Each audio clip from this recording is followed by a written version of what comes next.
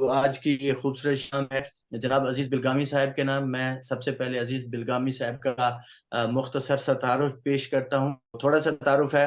مختصر پرائے میں آپ کا نام عزیز الدین ہے، جبکہ کلمی نام عزیز بلگامی ہے. اس کے علاوہ آپ کے مشاغل شاعری، نثر نگاری. آپ state bank of India college برائے خواتین شکارپور کے پرنسپل کے عہدے پر بھی فائز رہے. آپ کے پسندیدہ اصناف سخن ہیں غزل، نظم، صنعت توشیح، مضمون نگاری، تنقید و تبصرہ نگاری، سوانح نگاری، فلم ڈبنگ، اشاعت کتب، اہتمام پرنٹنگ، پبلشنگ اور شعراء کے انٹرویو لینا.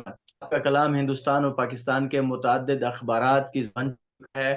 آپ کی 6 عدد تصانیف منظر عام پر آ چکی ہیں، جن میں حرف، صوت، سکون کے لمحوں کی تازگی، زنجیر دست و پا، دل کے دامن پر، نقد و انتقاد، سوانح عبد الکریم پاریک.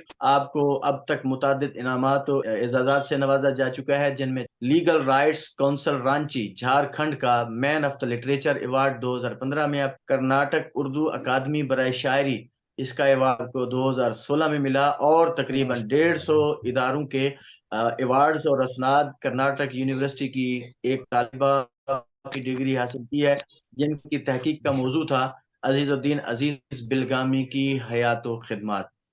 چھوٹا سا مختصر سا تعارف تھا میرے پاس.